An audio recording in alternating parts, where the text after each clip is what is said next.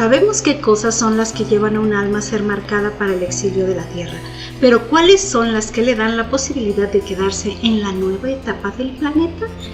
Ya la excursión del Dr. Becerra y sus alumnos a la cárcel nos dieron la pauta, iniciando con el arrepentimiento sincero, que no fue tan fácil de encontrar. ¿Qué otras cosas se necesitan? ¿Qué otras historias nos irán a contar? Bueno, psicografiado por André Luis Ruiz y dictado por el espíritu de Lucius, vamos a ver de qué trata el libro Herederos del Nuevo Mundo, parte 9.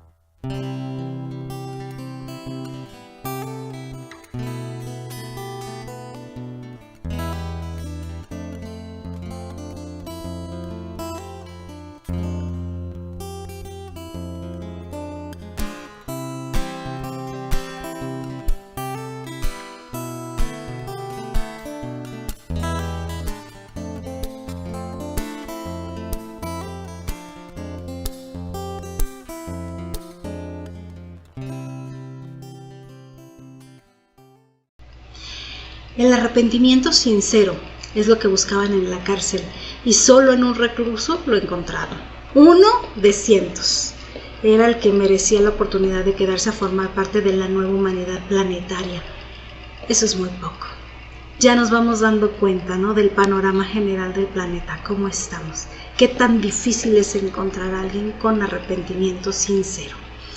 El equipo en expedición continúa ahora la búsqueda en un hospital, en el cual ya los esperaban. El doctor Becerra no improvisa, él siempre tiene todo calculado. Él había avisado que iba a llegar el grupo de estudio, los recibieron, los saludaron, los dejaron hacer su expedición. Recordando que en los hospitales también existe, además del personal encarnado, existe personal espiritual que se ocupa del otro lado del velo. También hay médicos, hay enfermeras que hacen la labor exhaustiva con los enfermos. Incluso a veces más fuerte es el trabajo en el lado espiritual que en el lado de que nosotros vemos. Entonces el doctor Becerra les explicaba a sus alumnos y nos explica a nosotros cómo el dolor y la enfermedad son ayudas para el ser humano que comúnmente está distraído con la vida cotidiana, distraído con la materia. Cuando enferma y hace una pausa y cae ahí en el hospital, le es posible conectar consigo mismo, con su espiritualidad olvidada en esos momentos de sufrimiento, que es un paréntesis en su vida para reflexionar en las cosas en las que no solemos pensar cuando estamos bien y ocupados del mundo y de la materia. Y en ese espacio, dice, la gente a veces puede reflexionar en cosas más profundas.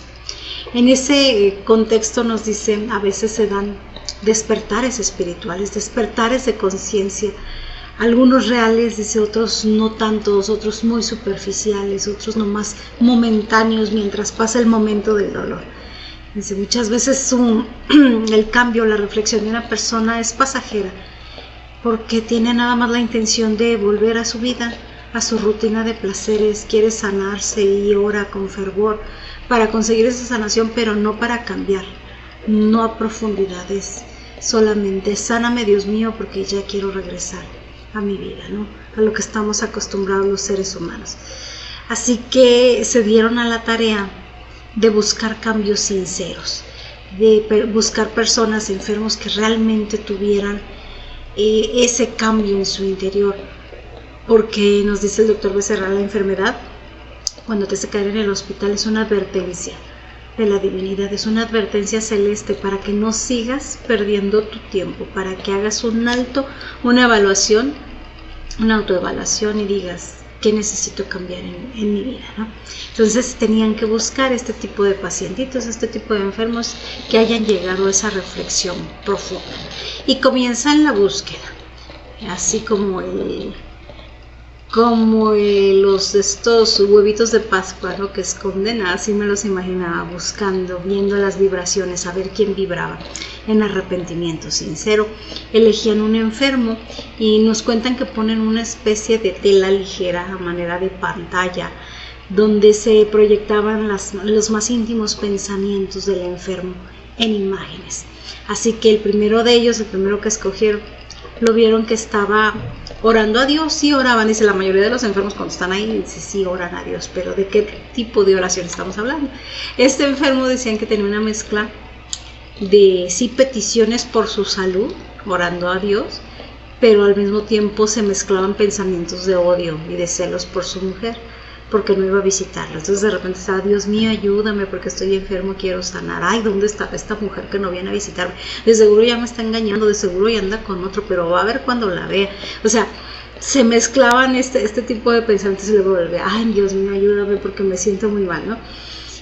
Por tanto, al examinar todo su patrón de pensamientos, vieron que el arrepentimiento no era sincero y no calificaba para ser parte de la nueva humanidad. Continuaron buscando, fueron con un segundo enfermo, el mismo procedimiento, ponen la pantallita esta para sintonizarla con sus pensamientos, y aunque ven que está haciendo una oración bastante fervorosa, bastante sentida, y que reconoce su responsabilidad en su estado de salud por los vicios que tenía con la comida, tenía alto colesterol, tenía tapadas las arterias del corazón y un problema cardíaco muy fuerte, y él reconocía, yo sé, Señor, que yo me he equivocado, que tuve excesos, que esto, que lo otro, pero también ve que él se cree merecedor de las bondades divinas, según él, porque da generosas donaciones a su iglesia. Por eso él era muy buen cristiano, porque él aportaba económicamente a la iglesia. Y no era todo, también decían que se aprovechaba de sus amigos de la iglesia para hacer negocios no tan legales, ¿no? Con ellos se aprovechaba de la gente, se aprovechaba del prójimo. Entonces, al analizar los pensamientos, el estado de conciencia, de arrepentimiento, de autoevaluación de la persona, tampoco le concedieron que tuviera un arrepentimiento real y profundo. Entonces tampoco era merecedor de estar y de formar parte de la nueva humanidad. Y nos dicen que el doctor Becerra, pues siendo conocedor de las energías del alma humana, él los dirigió a la cama de una mujer, de una chica que sabía que ahí sí iban a encontrar un sentimiento interesante, ¿no? Esta joven estaba envuelta en dolor por una infección en el vientre que dicen que no la dejaba en paz, no podía ni dormir, no podía nada, y todo a causa de un aborto. Y pusieron la pantalla de tela ahí a un lado y todos pudieron ver su historia, que es una historia realmente humana y al mismo tiempo tiene un componente muy, muy interesante que ya van a ver ustedes. Era una chica comprometida en matrimonio, pronto se iba a casar, y en ese proceso se reencuentra con un exnovio que la seduce. Entonces ella sucumbe a la tentación con este exnovio y se embaraza de él. Y el infeliz, habiendo logrado lo que quería, por su propio ego, por sentir que podía quitársela al otro, al futuro marido, la abandona una vez que consiguió lo que quiso, ¿no? La deja sola a hacerle frente al problemón en el que estaba metida, y ahora con su prometido. Ella pensaba, dijo, pues no me caso con este, me caso con el otro, yo acabo ya estoy embarazada, y sus promesas de amor, y las promesas de amor del otro eran falsas, solamente quería ver qué le podía quitar la novia a aquel, ¿no? Una situación muy complicada. Por tal motivo la chica se ve sobrepasada por esta situación y decide abortar. Y ahí en este proceso se da la infección porque el espíritu del bebé estaba pegado a ella y se da una infección muy muy fuerte que la tenía mal. La internan en el hospital, la familia sin saber qué es lo que estaba pasando, el novio, el prometido sin saber qué es lo que había pasado, y ella verdaderamente arrepentida pues les confiesa la verdad, sobre todo al prometido, ¿no? Que obviamente al sentirse traicionado se aleja de momento de ella, muy irritado, muy enojado, y ella llega al colmo del dolor físico y moral porque estaba totalmente arrepentida de haber matado a su hijo. Hace una sentida oración que nos lleva a las lágrimas a todos los que la leemos, a todos los que estaban presentes ahí viendo en la pantallita, viendo todo. una oración dirigida a la Gran Madre, a María de Nazaret, donde le pide, y no le pide por su salud, no le dice quítame la infección, dame una oportunidad, o sea, no pide por ella. Ella reconoce, dice, tal vez merezco morir porque yo le arrebaté la vida a mi hijo. No te pido por mí, dice, yo te pido que me ayudes. Si voy a morir, pues ni modo, si eso me toca, ni modo. Ayúdame a perdonar al infeliz que me utilizó, que tanto amé y que ese amor ahora se transformó en odio. Yo no quiero odiar, no quiero sentir odio en mi corazón y no quiero morir así, por favor ayúdame a perdonar. Y así en ese instante ahí, a través de la pantalla, todos fueron testigos de cómo en aquel momento, que era una memoria grabada en ella, ellos estaban viendo la memoria grabada en ella de aquel día, en ese momento que ella hizo esa oración tan sentida, se aparece la luz de María de Nazaret sobre su cabecera, se posa ahí sobre su cama, le toca el corazón, o sea, concediéndole lo que le estaba pidiendo, ¿no? Para sacarle el odio por ese hombre que la había engañado.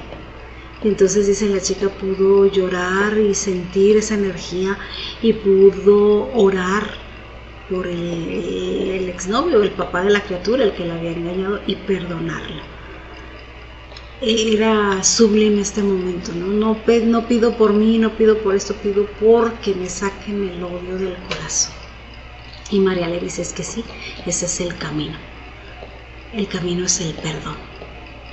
Y también nos cuentan que esa escena fue tan grande, era tan grande la energía de ella, que no solamente cubrió a la enferma, dice, era una energía que se expandía por todo el hospital y que al abarcar otras camas de otros enfermos, de otros dolientes que tenían obsesores pegados a ellos, esa luz hacía huir a los obsesores, de inmediato corrieron. Y no solo corrieron los obsesores, también los trabajadores espirituales que estaban ahí, los enfermeros, los médicos, acudieron a ver la escena porque se iluminó todo el hospital y dijeron, ¿qué es esto? ¿Qué es esta energía? Tenemos que...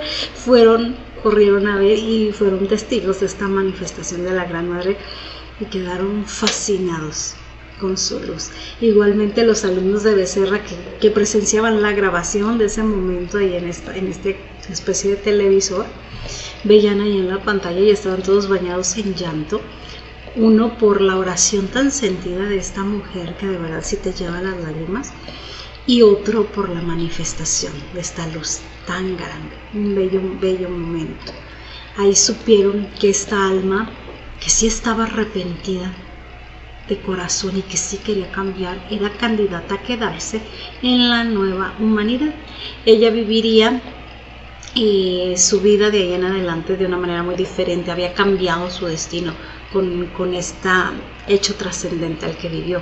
Y el novio incluso la perdonó porque intervinieron con él los guías espirituales a través de los sueños, le explicaron todo lo que ella había vivido, el proceso, cómo esto fue una purificación de vicios del pasado que ella traía y que ya purgó y que ya había cambiado. Entonces él decide perdonarla y continuar con ella y casarse, ¿no? Le ayudaron de alguna manera a superar todo esto. Ellos más adelante traerían a la vida de nuevo al niño que ella había abortado y de esa manera cerraban todo el ciclo en amor. Qué increíble, ¿no? Qué increíbles historias que solamente la literatura espírita nos da. Después de este evento, bueno, el doctor Becerra les dice, no solamente es el arrepentimiento sincero lo que estamos buscando, y no solamente es esta emoción la que va a posibilitar o va a decidir si alguien se queda o no en la nueva humanidad. Hay otras virtudes, hay otras emociones a considerar en las almas que van a quedarse aquí en el planeta. Dice, vamos a salir ahorita a buscar otras emociones, nos vamos a concentrar en la vibración. Ellos se concentraban en la vibración, dicen que emite cierto color, cierta energía, entonces se concentran en eso y ven brillar a la gente si sintonizan con esta emoción, ¿no? Y ahora iban a ver a personas que estuvieran superando la envidia, el orgullo y el odio. Y aquí les expone algo que la verdad es Es desgarrador, pero es real. O sea, nos pega a todos aquí en el corazón, porque como lo dice Becerra, en el caso del orgullo, pues no esperen encontrar personas que hayan vencido el orgullo. Dice, realmente no lo vamos a encontrar en este planeta. Dice, lo más que podemos encontrar es personas que no se complazcan en él y que estén luchando contra el orgullo, pero no vamos a encontrar a alguien. Dice, es muy difícil, ¿no? Ya nos conformamos con eso. Entonces, para hacer esta siguiente práctica, les propone que se separen todos y que vayan y busquen a alguien que vibre en humildad, que es como la virtud, ¿no? Dice, alguien que está superando el orgullo, que vibre en la humildad a distintos niveles, ¿no? Tienen media hora y se separan todos en el hospital y van a buscar la aguja en el pajar. Les leo esta parte, que es la que les digo que pega en el corazón como humanidad. Híjole, si nos dice, ay, Dios mío, ¿cómo estamos? Pero miren, ustedes van a ver, yo les leo. Dicen, sin embargo, en todas partes brillaba por su ausencia cualquier atisbo de humildad. Los pacientes en sus camas parecían dóciles cuando sus dolores o molestias estaban controlados y atendidos, pero en cuanto aparecía el dolor o cualquier molestia, se transformaban en personas furiosas, humillando a las enfermeras, auxiliares, personal y visitantes. Frustrados por su ansiedad, algunos incluso llegaban a ser groseros con los médicos. A su vez, engañados por la falsa idea de ser superiores debido a su formación intelectual o académica, la mayoría de los médicos restaban importancia a quienes gemían en sus camas, desestimando sus quejas e ignorando las advertencias del personal de enfermería. Muchos apenas se dignaban a saludar a los demás empleados, acostumbrados a mirar a todos con el orgullo propio de su posición. Casi sin excepción soñaban con las riquezas materiales acumuladas bajo el mar de lágrimas de los enfermos, prefiriendo atender a pacientes que pagaban elevadas consultas en lugar de dedicarse a los enfermos remunerados mediante convenios o subvencionados por el propio gobierno. La medicina se había convertido hacía tiempo en un negocio cada vez más competitivo, enfriando el espíritu del servicio. Ciertamente entre estos profesionales ambiciosos surgieron excepciones, un atisbo de esperanza, representado por profesionales humanitarios, sacerdotes de la salud que trabajaban por el bienestar de los más desfavorecidos del mundo. Sin embargo, incluso aquellos que aún mantenían la visión de la medicina como un elevado ministerio de amor, se enfrentaban a obstáculos en el ámbito médico, ya fuera por discriminación o por aislamiento de la comunidad académica, a pesar del gran cariño que recibían de pacientes y enfermeras. Ahora bien, nada garantizaba que a pesar de la humildad mostrada en sus tareas profesionales ante los pacientes, demostraran los mismos valores en su vida personal, evitando ser contaminados por los furiosos ataques del orgullo, disfrazado de mil maneras. O sea, qué cosa me tiene, es que me tiene asombrada, porque precisamente yo acabo de vivir una experiencia con mi papá en el hospital, que me colocó a mí en mi verdadero estado espiritual, ¿no? Hagan de cuenta que me bajé unas 1000 rayitas, unos 1000 escalones para ponerme en mi verdadero estado espiritual. Cuando vi la calidad de servicio que había ahí, enfermeros entregados verdaderamente con una pasión a su trabajo, con el cariño que trataban a los enfermos, todos, sí dije, estos son verdaderos apóstoles del amor, sirviendo de esa manera tan desinteresada y todo. Y ahí sí alguien me comentó, pues quién sabe cómo tratarían a un pariente de ellos enfermo, ¿no? Cuando hay involucrados otras emociones y otros sentimientos. Es más fácil hacer la caridad con un desconocido que con tu propia familia. Y yo dije, ay no, pero pues es que ellos se ven todos cariñosos, todos atentos, todos así. Yo creo que así han de ser en su vida, ¿no? Y es lo que menciona aquí. A veces son humanitarios y buenos acá en el público y no se traslada esa misma virtud a la vida personal. Es el análisis que hacen aquí los guías y es lo que ellos han visto. No lo digo yo, lo dicen ellos. Y es ese sentir, es que me hace sentir como si no hubiera posibilidades para la humanidad, como si estuviéramos tan limitados, como que siento que cada vez está más alto el ideal o lo que te piden, ¿no? Y no podemos, como si no pudiéramos llegar a este estadio, a este ideal que nos piden.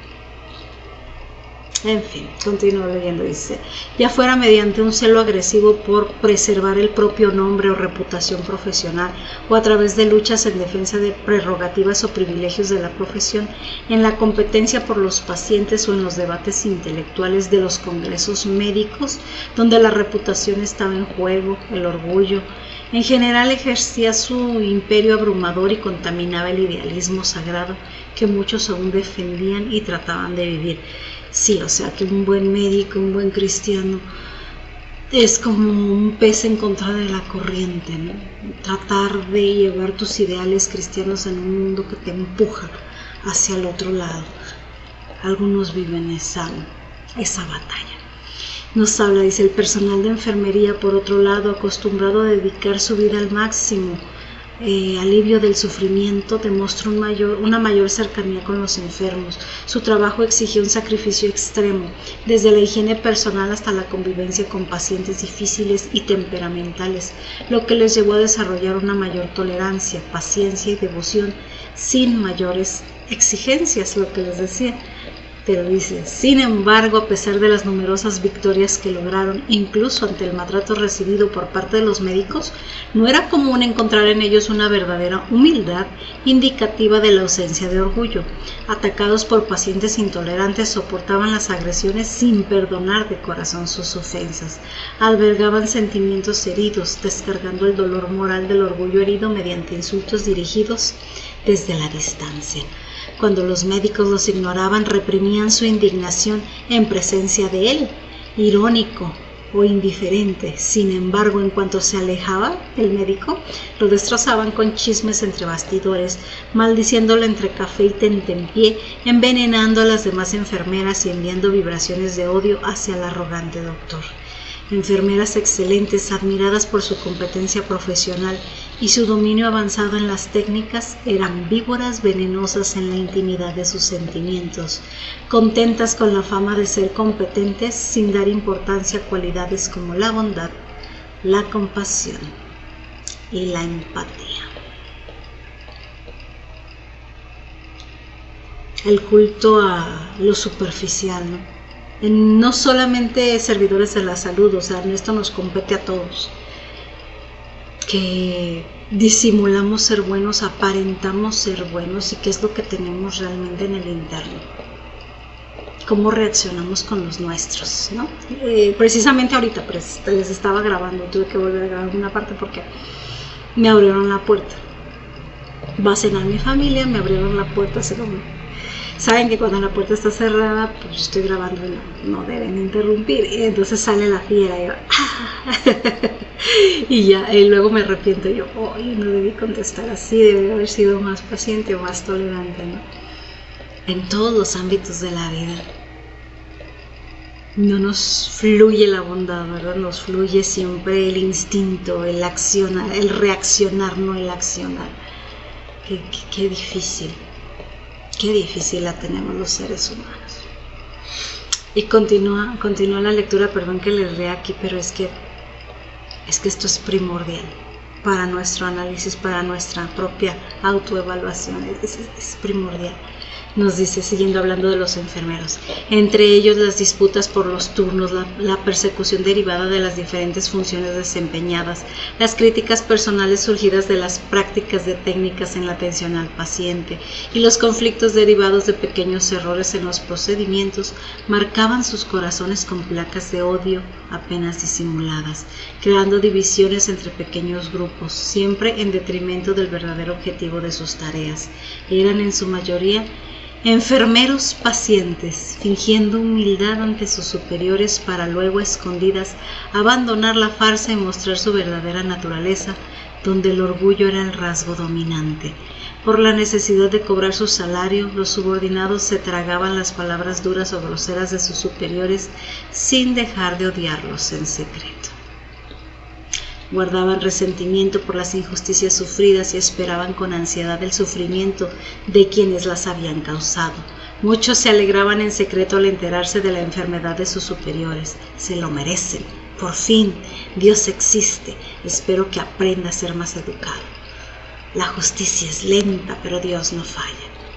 Con tales muestras de orgullo vengado, los falsamente humildes manifestaban su satisfacción por el sufrimiento de sus verdugos. ¡Ay, cuántas pedradas nos están aventando aquí, ¿verdad? Les digo, en cualquier ámbito se acomoda. Descripciones muy duras. ¿Quién de nosotros se salva de esto? ¿Quién? Está de pensarse, ¿verdad? ¿Quién tiene verdadera pureza y humildad en su corazón? ¿Quién es un verdadero espírita? Un verdadero cristiano. Hay que darle examen de conciencia para cada quien. Que a mí, les digo, en lo personal me pegó muy duro porque acabo de vivir esa experiencia con mi papá en el hospital. Eso y más en mi persona se dio de reflexión. Me doy cuenta cada vez lo mucho que nos falta. Y es importante autoevaluarnos con sinceridad y no fugarnos de la realidad con expectativas que realmente son irrisorias, que no alcanzamos. Solo pedir a Dios, ¿no? Para que nos ayude en lo particular a cada uno de nosotros ahorita que estamos en el cierre de la transición planetaria, en el ápice, en la parte más fuerte de mezcla de energías de oscuridad y luz. A todos se nos está presentando, les digo, ese momento, esa situación complicada que no hemos podido resolver y que es definitoria para nuestro futuro espiritual. Entonces hay que pedir fuerza y ayuda para que podamos superar con bien lo que sea que nos esté tocando vivir. En fin, pasada la media hora del grupo que se fueron todos a buscar, llegaron los alumnos del doctor Becerra y ¿qué creen? Pues que nadie encontró siquiera una persona que vibrara realmente en algo parecido a la humildad. Y vaya que les advirtió, o sea, no les estoy pidiendo a alguien que ya sea totalmente humilde y haya vencido el orgullo, no, o sea, alguien que por lo menos esté luchando contra él. Y que creen, en todo el hospital no encontraron a nadie. Por ahí Cornelia, la mamá de Marcelo, ¿se acuerdan de esta señora que va al centro espírita, que iba con ellos en la expedición? Por ahí dijo que creyó encontrar por un instante a un candidato, un señor de la limpieza, que dice de repente tiró un objeto, lo regañaron y él muy humildemente pidió disculpas. Dice, creí que lo había encontrado, pero lo seguí, luego ya vi su patrón de pensamientos, maldiciendo y enojado cuando se alejaba, y luego enojado porque al compañero le dieron un puesto superior al de él, y dicen, ya sus pensamientos lo traicionaron y pues no. Dice, en realidad no era. Y comentan eso, que difícil era encontrar humildad en las personas. Y sabiendo de esa dificultad, entonces el doctor Becerra los lleva a ver un ejemplo. Necesitaba ejemplificar a alguien que realmente estuviera trabajando en la humildad. Entonces él los lleva, dice, vamos a otro lugar. Los lleva donde un chico Juvencio, se llama Juvencio, el chico estaba ya en condiciones de avanzada, dando la batalla para resistir el orgullo y la vanidad. Había sido guiado por el doctor Becerra, era uno de sus protegidos espirituales, él lo guiaba en sus estudios espíritas y el chico trabajaba de mesero en un bar. O sea que no le faltaban oportunidades de poner en práctica la virtud de la humildad, ¿no? con los clientes que tenía ahí. Se acercaron a él, lo vieron allá a merced de un cliente tomado, enojado, déspota, que desquitaba todas sus frustraciones en él. Y Juvencio, como buen espírita, no solo resistía así, de pie moralmente, sino que leía más allá de la apariencia enfadada del cliente y le comprendía sin hacer juicio de él, sin alebrestarse, sin dejarse llevar, sin engancharse, sin sentirse humillado. O sea, ya estaba por encima de todo eso. Podía atender a los clientes así, sin sentirse humillado, con un equilibrio real de su ser al comprender el trasfondo del comportamiento humano. Y esos señores, eso es una maestría muy difícil de lograr, muy difícil, porque es una entrega total con devoción a lo que tú crees. Y en el momento que estás culmen de la ira, del enganche con el otro, decidir no reaccionar con la tripa, no reaccionar con el dolor, no reaccionar con la herida y decir, me fajo los pantalones y soy espírita o no. Sí, soy espírita, soy seguidor del Maestro Jesús. Yo no me ofendo, yo perdono, yo no me engancho, yo no me lleno de ira. Yo dejo pasar esto, no es por mí, es el otro que está sacando toda la basura que trae, no tiene nada que ver conmigo. Lo que tiene que ver conmigo es la reacción que voy a tener a continuación. Y es elevarme a mí mismo por encima de todo lo mundano, de todo el enojo, de todas las vibraciones bajas, de todo como el mundo nos ha enseñado, porque el mundo nos ha enseñado que el orgullo es válido, que el orgullo es una virtud, que el defenderte, el no te dejes, no seas sumiso, no agaches la cabeza, eso de poner la otra mejilla es ridículo, no tienes amor propio, pero no en la visión cristiana, en la visión espírita, en la visión del Cristo que el Maestro Jesús nos enseñó. O sea, en su evangelio es amor y perdón. Por amor a ti mismo, no te enganches en estas emociones que solamente te van a destruir. Es ahí donde está la maestría, porque absolutamente todos lo comprendemos. A nivel mental todos lo comprendemos, pero a nivel ejecución, híjole, nos falta muchísimo. Nos falta muchísimo. Pero aún este muchacho Juvencio pues ya tenía práctica, ¿no? Y aparte de semejante maestro, el doctor Becerra, ya tenía práctica y dice, no fue fácil. Al principio también a Juvencio le costaba trabajo centrarse, porque se dejaba llevar por este monstruo del orgullo y la ira que parecía tener 1000 tentáculos, porque luego se nos presenta de muchas maneras, disfrazado, para ocultar que ahí está, pero no, ahí está. Se manifestaba en él así como un pulpo de muchos tentáculos. Pero la constancia, la práctica, la fuerza de voluntad, la fe, el estudio, el autoconocimiento le ayudaron a cambiar. Y él encontró el camino a su paz dominándose a sí mismo, que es lo que creo yo que todos deseamos. Deseamos paz y eso solo llega con el dominio de ti mismo. Imagínate imperturbable, que nadie te pueda mover de tu paz. Digan lo que digan, hagan lo que hagan, pase lo que pase. Eso es verdadero poder. Y eso solo se logra con constancia, ya lo dijimos, con vigilancia, estudio y fuerza de voluntad. ¿Soy espírita o no soy espírita? Eso es lo que yo me pregunto cuando me pasa algo. ¿Soy espírita o no soy espírita? Y a veces digo, sí, soy espírita, pero soy una espírita enojada. Sí, pero no. Entonces el compromiso que tenemos es cuando estamos en el momento de tomar las decisiones. Decidir, o tomo la decisión según el mundo para que me aplaude el mundo, o tomo la decisión que yo considero que es correcto como espírita. Y este pobre Juvencio, bueno, nos cuentan su historia y es que no acaban ahí los sacrificios del hombre en el trabajo, ¿no? En casa todavía estaba peor. O sea, su mamá era una viuda enferma, de esas enfermas que quedan así. Y luego sus hermanos, tenía 2 hermanos, uno ciego y el otro en silla de ruedas, ambos en rescate expiatorio. Lo molestaban, lo envidiaban porque pues él podía caminar y ver y hacer todo lo que ellos no. El que no caminaba, dicen que se complacía en hacerse más pesado cuando Juvencio lo cargaba, cuando lo bañaba, él se hacía más pesado y más difícil, que le cueste, disfrutaba de verlo así.